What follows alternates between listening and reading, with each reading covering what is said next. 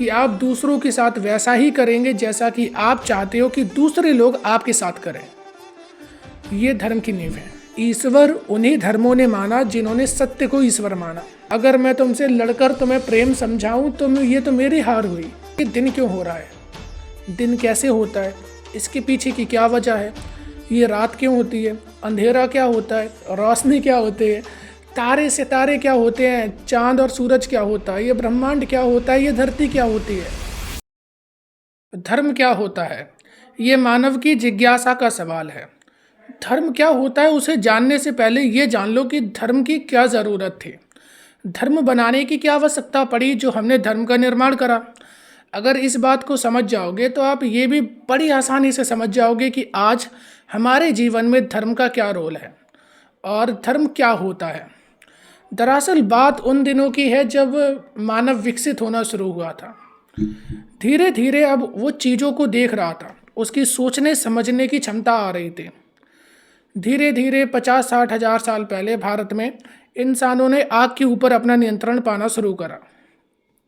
और जब एग्रीकल्चर होने लगा 11-12 हज़ार साल पहले, क्योंकि जो आखिरी आइस एज थी वो तब ख़त्म हुई थी। आइस एज ख़त्म हुई, नए पेड़ पौधे आने लगे, नई खाने की चीज़ें आने लगी, ज़मीन जो थी वो फर्टाइल हो गई, इन्वायरमेंट थोड़ा गर्म हुआ जिससे कि एग्रीकल्चर हो सके। तो जब एग्रीकल्चर होने लगा तो इंसानों ने देखी कि अब हमारे पास सोचने समझने का समय हमें मिल चुका है।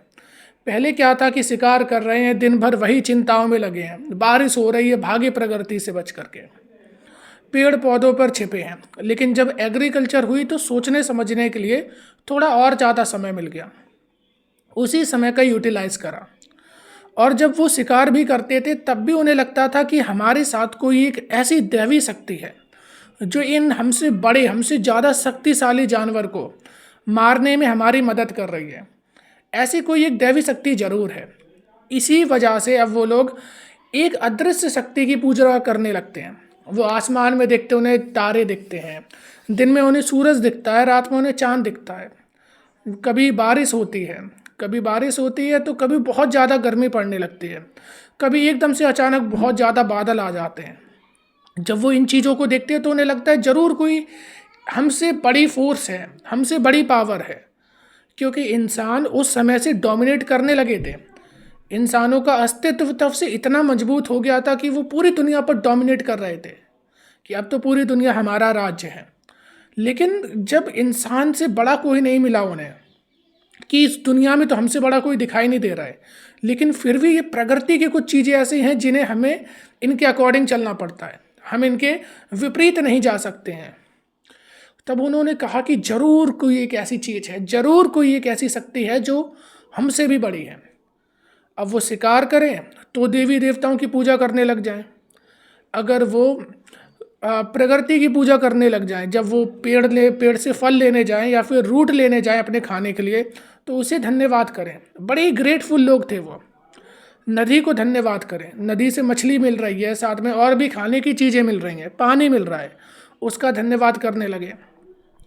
ऐसे देखते देखते इंसान और विकसित हुआ। जब विकसित हुआ तो उसने ये चीज़ कन्फर्म कर दी कि ज़रूर हमसे एक ऐसी शक्ति है जिसने ये सारी चीज़ें बनाई हैं, एक ऐसी शक्ति है जिन्होंने हमें भी बनाया है। और ये इंसान के लिए बहुत ज़रूरी था, ये बाकियों के लिए बिल्कुल ज़रूरी नहीं था, क्योंकि जानवर के ऊपर तो हम डोमिनेट कर रहे हैं, हमसे ताकतवर इस दुनिया में है ही नहीं कोई, लेकिन हमें किसी के सहारे की ज़रूर आवश्यकता है। तो अब ज़रूरत पड़ी थी धर्म की, क्योंकि धीरे धीरे ईश्वर तो आ चुका था। ईश्वर अलग अलग फॉर्म में आया था। जितनी भी प्राचीन सभ्यता हैं उनमें इसी वजह से प्रकृति पूजा मिलती है, क्योंकि वो प्रकृति के अलग अलग रूप में ईश्वर को पूजने लगे थे, अलग अलग देवताओं को पूजने लगे थे। अब समय ऐसा आ चुका था कि अब सोसाइटी बनने लगी थी। पहले छोटे छोटे बैंड बनते हैं, मतलब कि लगभग 100 लोग एक कबीले में। अब फिर धीरे धीरे गांव बनने लगता है, गांव से और ज़्यादा जब विकसित होते हैं एक टाउन बनता है, फिर टाउन से एक सिटी बनने लगती है। इस तरीके का जब डेवलपमेंट होता है तो इन सब में बड़ी ज़रूरी ये थी कि हम सब में आपस में सहूलियत हो। आज भी हमारा जो एथिक्स का गोल्डन रूल है वो ये कहता है कि एथिक्स का गोल्डन रूल इतना है, आप दूसरों के साथ वैसा ही करो जैसा कि आप चाहते हो कि दूसरे लोग आपके साथ करें। आज भी एथिक्स का गोल्डन रूल यही है, यही धर्म की नींव बनता है। धर्म का सबसे मजबूत स्तंभ कह लो या धर्म की नींव कह लो, धर्म की जड़ें कह लो, वो यही एक केवल ये सूत्र है धर्म का कि आप दूसरों के साथ वैसा ही करेंगे जैसा कि आप चाहते हो कि दूसरे लोग आपके साथ करें। ये धर्म की नींव है। क्योंकि जो सोसाइटी बन रही थी, सोसाइटी एक दूसरे के आपस में उनके रिश्तों पर डिपेंड करती है, म्यूचुअल रिलेशन अंडरस्टैंडिंग पर सोसाइटी डिपेंड करती है। सोसाइटी हम अकेले या 3-4 लोग मिलकर नहीं बना सकते, कई सैकड़ों हजारों लोग चाहिए एक समाज के निर्माण के लिए। तो इसी वजह से अब वो लोग एक सेट ऑफ रूल बनाने लगते हैं। एक सेट ऑफ रूल का मतलब ये हुआ कि अब हमारे ये नियम है, हम इन नियमों के अकॉर्डिंग चलेंगे। धर्म आपको एक प्रोटेक्शन प्रोवाइड करता है दूसरे लोगों से। दूसरे लोग जो कि उनमें जो जंगलीपना था, प्रकृति की देन होती है जंगलीपना, लेकिन क्योंकि अब इनमें चेतना थी तो ये ऐसे नियम को बनाने लगते हैं कि जिनसे आपस में ये लोग प्रेम से रह पाएँ, आपस में ये लोग शांति से रह पाएँ। इस वजह से धर्म का निर्माण होना शुरू हो जाता है। उस समय पर अगर हम देखेंगे, ग्रीक भी है, इजिप्ट भी है, मेसोपोटामियन है, और इंडिया की इंडस वैली सिविलाइजेशन के बाद चाइना की सिविलाइजेशन भी आ जाते हैं, जैसे कि येलो रिवर सिविलाइजेशन बोला जाता है, जो कि यांगजी रिवर पे आके बसी है। तो धर्म किस तरीके से कोडिफाई हुआ ये आपके समझ में आ गया कि अगर हमें एक जगह पर शांति से रहना है, सुरक्षा से रहना है, तो हमें अपन दोनों के लिए एक ऐसे नियम बनाने पड़ेंगे कि ना तुम मुझे परेशान करोगे ना मैं तुम्हें परेशान करूँगा। इस प्रकार का व्यवहार मैं तुम्हारे साथ रखूँगा और वैसा ही व्यवहार तुम मेरे साथ रखोगे। ये है धर्म का कंसेप्ट। अब धर्म बना, लेकिन कुछ लोग बड़े जिज्ञासु थे, उनका इतना भी मतलब नहीं। उनका ये कहना, अब यहाँ से अध्यात्म की शुरुआत होती है। धर्म अलग है, धर्म आपकी कल्चर से बनता है, आपकी सभ्यता से बनता है, और ये सभ्यता कल्चर इन्हीं को मिला के धर्म बोल देते हैं। और ये जितनी चीज़ें ये आपकी ज्योग्राफी के ऊपर डिपेंड करती हैं। इसी वजह से हिंदू धर्म में अगर सेंट्रल इंडिया पे हो, नॉर्थ इंडिया पे हो, तो यहाँ पर नॉन वेज को हम कंज्यूम करना ठीक नहीं मानते हैं। आप चले जाओ कोस्टल एरिया पे, हिंदू तो वहाँ पर भी रहते हैं, लेकिन वहाँ पर उनके लिए बड़ी नॉर्मल चीज़ है कि कुछ भी मीट हो, मछली हो, कंज्यूम कर सकते हो। स्वामी विवेकानंद कंज्यूम करते थे। और कितने ही हिंदू मंदिर हैं, कामाख्या देवी मंदिर है, वहाँ पर मछली चढ़ाई जाती है। खाने पीने का, कपड़ों का, रीति रिवाज का सोशल ऑर्डर नहीं है कि ये ईश्वर से आया, नहीं, ये हमने बनाई है, हमने अपनी सहूलियत के लिए बनाई है। जब साउथ ईस्ट एशियन कंट्री में बुद्धिज़्म फैलने लगा तो जो भी बुद्धिज़्म को मानने वाले लोग थे उन्होंने कभी मना नहीं करा कि तुम ये नॉन वेज नहीं खा सकते हो, खाओ, वो क्योंकि तुम्हारे कल्चर का पार्ट है, कल्चर तुम्हारी ज्योग्राफी डिसाइड करती है। ये ज्योग्राफी के विषय हैं। इस वजह से ये जो धर्म है ये आपकी ज्योग्राफी पे ज़्यादा डिपेंड करता है, और ज्योग्राफी के साथ में कुछ सोशियो इकोनॉमिक टाइज भी होते हैं। जिस तरीके से नॉर्थ इंडिया में जो हिंदू परिवार हैं वहाँ पर चचेरे भाई बहनों में कोई रिश्ता नहीं होता शादी आदि टाइप का, लेकिन वहीं अगर आप साउथ इंडिया में जाते हो वहाँ पे बड़ी आसानी से होती है। मामा के लड़का, मामा की लड़की, उनकी शादी आराम से हो रही है। तो ये भी आपके धर्म का पार्ट है। फिर धीरे धीरे धर्म सूत्र आने लगे। धर्म सूत्र का भी केवल इतना काम था कि हम सोसाइटी के जो नियम हैं उन्हें रेगुलेट कर दें। जैसे कि आज हमारी संविधान की किताब है ना, ऐसे ही धर्म सूत्र हैं, न्याय सूत्र हैं। उनका क्या काम है कि समाज किस तरीके से चलेगा, इस चीज़ को हम व्यवस्थित कर दें। इसी वजह से जब भी हम मनुस्मृति देखते हैं तो वहाँ पर उस समय की जो सोसाइटी थी उसके बारे में लिखा है कि कैसे चंडालों को कैसे रखना चाहिए, लो कास्ट के लोग कैसे रहेंगे, हाई कास्ट के लोग कैसे रहेंगे, औरतों को कैसे रखना चाहिए, औरतों के पास प्रॉपर्टी होल्ड करने का अधिकार नहीं होना चाहिए। तो उस समय की सोसाइटी को दर्शाते हैं ये ग्रंथ, क्योंकि जैसा समाज होगा वैसे ही उसके नियम भी बनते हैं। आज जैसा हमारा समाज है उसके लिए वैसे नियम बने हैं, ठीक वैसे ही उस समय के समाज के अकॉर्डिंग वैसे नियम बनाए जाते थे। और फिर धीरे धीरे समय आया, गुप्ता एज आई, गुप्ता एज में पुराण भी लिखे जाने लगे। फिर बाद में उनकी बहुत सारी टीकाएं बन गईं। इनमें कुछ भी ऐसा धर्म का लेना देना नहीं है। पहले बस एक मान्यता थी कि कोई तो होगा जो हमसे सुप्रीम होगा, उसके बेसिस पे हम कुछ चीज़ों की पूजा करने लग गए, प्रकृति की पूजा करने लग गए। अब लगा कि फिर थोड़े और सोचा, थोड़ा और समझा कि इस प्रकृति को भी तो किसी ने बनाया होगा, ये जो इतनी पावरफुल है, तो इस वजह से इन लोगों को हमने केवल एक देवता बना दिया, उनसे भी हम सुप्रीम गॉड की तरफ गए। ठीक, जबकि ऋग्वैदिक काल में इंद्र सबसे ताकतवर देवता थे। अग्नि, सूर्य, ऐसे देवताओं की, वायु, जो पंच महाभूत होते हैं, उनकी बड़ी महानता थी उस टाइम पर। धीरे धीरे वो खत्म होती आई। धीरे धीरे जब पुराण आया तो ब्रह्मा, विष्णु, महेश, इन तीनों का बोलबाला हो गया, शक्ति की पूजा होने लगी। तो ये एक विधि है, और तभी तांत्रिकिज्म भी आया। तंत्र एक विधि है। विधि का अर्थ क्या होता है कि अगर हम एक ठीक फॉर्मूले से करते हैं तो चाहे 10 बार कर लें, उसका आंसर सेम आएगा। तंत्र का मतलब ये 2 + 2 = 4। 2 + 2 एक विधि है, इस पे करेंगे, अगर प्लस करेंगे 2 + 2 तो वो 4 आएगा। इतना होता है तंत्रिज्म। आजकल उसमें भूत पिशाच पता नहीं क्या क्या भर के रख दिए, ये सब कुछ नहीं होता। फिर जो लेखक आते गए, उन लेखक ने अपनी बुद्धि के अकॉर्डिंग जिस तरीके की सोसाइटी रही, जिस तरीके के सोसाइटी में, इन्वायरमेंट में वो लोग रहे, उन्होंने जो चीज़ें अपने आसपास देखी उस अनुसार फिर ग्रंथों को लिखना चालू कर दिया। महाभारत, अलग अलग टीकाएँ हैं, सबकी अलग अलग कहानी है। रामायण के साथ भी यही हुआ, हर पुराण के साथ यही हुआ। लेकिन इनमें उस धर्म का कुछ लेना नहीं देना नहीं जिसे आप मानते हो, जो कि ईश्वर का है, वो है अध्यात्म। अध्यात्म की शुरुआत बड़ी रोचक तरीके से होती है। कुछ ऐसे लोग थे जिन्हें हर चीज़ से दिक्कत थी, कुछ भी हो लेकिन उनकी दिक्कत पहले होगी। वो देख रहे खड़े होकर, ये दिन क्यों हो रहा है, दिन कैसे होता है, इसके पीछे की क्या वजह है, ये रात क्यों होती है, अंधेरा क्या होता है, रोशनी क्या होती है, तारे सितारे क्या होते हैं, चांद और सूरज क्या होता है, ये ब्रह्मांड क्या होता है, ये धरती क्या होती है, अगर मैं जिंदा हूँ तो मैं क्यों जिंदा हूँ, मैं सांसें ले पा रहा हूँ तो मैं क्यों ले पा रहा हूँ।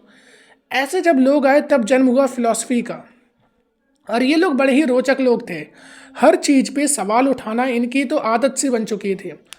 कोई भी नियम हो, कोई भी व्यवस्था हो, हर चीज़ के सामने अपना सवाल लेकर के खड़े हो जाते थे और बड़ी जटिल तरीके से खड़े होते थे। सोक्रेटिस कि ठीक है, जहर का प्याला मैं पी लूँगा लेकिन विचारों के साथ बिल्कुल समझौता नहीं होगा। जहर का प्याला से शरीर मरेगा, अगर विचार से समझौता कर लिया तो मैं ही ख़त्म हो जाऊँगा, उनका ये कहना था। ऐसे लोग आए, इन्हें हर चीज़ से दिक्कत थी। बेशक इन्हें हर चीज़ से दिक्कत नहीं थी, बस ये हर चीज़ की वजह जानना चाहते थे। या तो वजह बताओ या तो कुछ नहीं मानेंगे हम। तो ये अब चीज़ों के पीछे पड़ना शुरू हो गए। इन्होंने जब हर चीज़ देख ली, समझ ली, तब इन्होंने कहा कि जो हम इंसान हैं, हमारे जीवन का उद्देश्य ये नहीं हो सकता। ये काम तो जानवर भी कर रहे हैं, जितने काम इंसान कर रहा है, जो दैनिक क्रिया होती हैं, उसके बाद जो बच्चे होते हैं और फिर बच्चों का पालन पोषण करके उन्हें बड़ा करना होता है, सोसाइटी को आगे बढ़ाना होता है, ये काम तो जानवर भी कर रहे हैं बाकायदा। हम में और उनमें फिर क्या फ़र्क रह गया? अगर हमारे पास चेतना है और अगर हम उस चेतना का इस्तेमाल नहीं कर पा रहे हैं, तो हम में और जानवर में तो कुछ फ़र्क नहीं रह गया, और जबकि फ़र्क है चेतना का। तो उन्होंने कहा कि चेतना का फ़र्क है, इसका मतलब ना तो हमारी मृत्यु अंत है और ना हमारा जीवन सत्य है और ना ये धरती ही सत्य है। चलो अब सत्य की खोज करते हैं। अब जब सत्य की खोज करी गई, मैंने एक अलग से वीडियो बना रखी है, उसे जा कर के देख सकते हो। ईश्वर उन्हीं धर्मों ने माना जिन्होंने सत्य को ईश्वर माना। फिर बोलता हूँ कि ईश्वर उन्हीं धर्मों ने माना जिन्होंने सत्य को माना और सत्य को ही ईश्वर माना। जब शंकराचार्य से पूछा कि ठीक है हुजूर, आप कह रहे हो कि ब्रह्म सत्य है, तो ये बता दो ब्रह्म क्या होता है। तो उन्होंने ये कहा, अहम ब्रह्मास्मि, ब्रह्म कोई और नहीं, मैं ही ब्रह्म हूँ, अद्वैत वेदांत। और यही बात अष्टावक्र ने भी अपनी गीता में कही। अद्वैत वेदांत के ऊपर बहुत से लोग चले, नागार्जुन का भी यही कहना। हालांकि बौद्धिस्ट फिलॉसफी थोड़ी अलग हो जाती है, वो ईश्वर को नहीं मानते हैं क्योंकि उनका मानना केवल ये है कि असत्य दुनिया तभी तक है जब तक तृष्णा का पर्दा उनकी आंखों में पड़ा है, और जब वो तृष्णा का पर्दा हटा लेंगे, 4 आर्य सत्यों पर चलने लगेंगे, तृष्णा का पर्दा हट जाएगा, अष्टांगिका मार्ग के रास्ते पर चलेंगे, जैसे ही वो तृष्णा का पर्दा, वो माया का पर्दा हटेगा, तुरंत ये लोग सत्य की दुनिया में प्रवेश कर जाएंगे। ये बौद्ध का मानना। तो इसी वजह से वहाँ पर ईश्वर को नहीं रखा गया। हालांकि बुद्ध ने कभी इनकार नहीं किया कि ईश्वर है कि नहीं। ऐसा प्रसंग आता है कि जब बुद्ध से पूछा कि ईश्वर है कि नहीं, बुद्ध मौन रहे, कुछ नहीं बोले। तो उनके जाने के बाद बहुत सालों बाद जब बौद्धिस्ट ग्रंथ लिखे गए तो लोगों ने कहा कि बौद्ध चुपचाप थे, इसका मतलब ईश्वर नहीं होते हैं। लेकिन बौद्ध ये भी तो हो सकता है कि उस लेवल पे बौद्ध हों। उन्होंने कहा कि जब तुम यहाँ पर आके अनुभव करोगे, महसूस करोगे, खुद ही समझ जाओगे ईश्वर होता है कि नहीं होता है। अभी अगर तुम्हें बताऊं तो मैं क्या बताऊं? अगर मैं तुमसे लड़कर तुम्हें प्रेम समझाऊं तो ये तो मेरी हार हुई। वैसे तो ये सब सत्य वाली वीडियो में जा कर के देख सकते हो, लेकिन फिर भी बता देता हूँ। शंकराचार्य ने कहा कि ईश्वर वो हो सकता है जो ओमनी प्रेजेंट हो, मतलब कि सर्वज्ञ हो, हर जगह बराबर, हर जगह हो।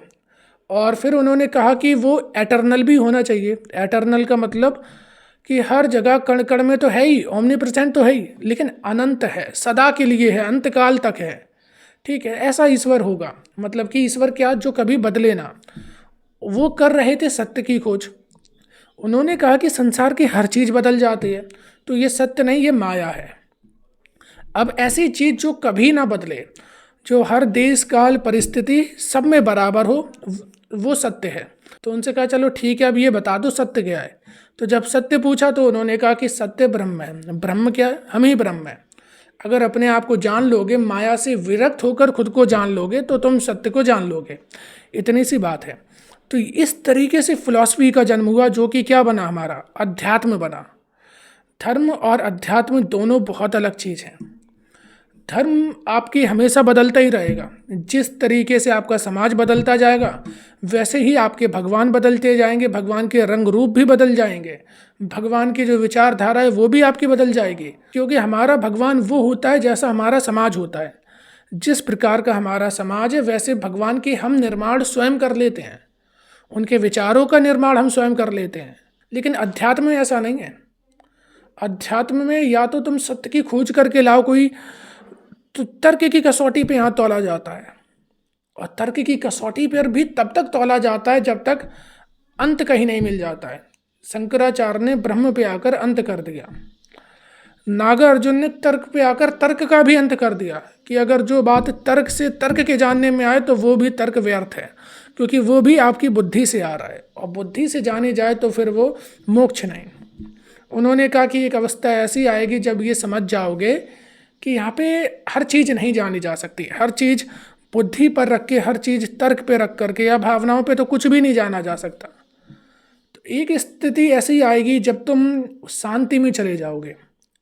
ओम जो सूत्र है उसका क्या मतलब है? आ उ माँ। माँ मौन होता चला जाता है, ख़त्म, कि जो मैं था मैं भी ख़त्म, ईश्वर भी मुझ में ही। इस तरीके की जब धारा आ जाती है तो यहाँ पर अभी फिलॉसफी एंड मानती है। ठीक है, धर्म और अध्यात्म ये हैं। अब इन पे विवाद करना है, इन पे लड़ाई करनी है, वो तुम जानो। जो मेरा काम था मैंने तुम्हें बता दिया कि धर्म अध्यात्म क्या होते हैं। और इसे समझने के लिए अध्यात्म को एक बार मेरी सत्य वाली वीडियो ज़रूर देख लेना, बहुत अच्छी बनाई है, उसे ज़रूर देखोगे तो समझ जाओगे। सत्य को जानने का मतलब ईश्वर को जानना है, ईश्वर को जानने का मतलब खुद को जानना, यानी मुक्ति पाना है। तो वो सत्य की, क्योंकि सत्य ही ईश्वर है, सत्य को जान गए तुम, ईश्वर को जान गए, खुद को जान गए हो। इस वजह से वो एक वीडियो बहुत काम की है।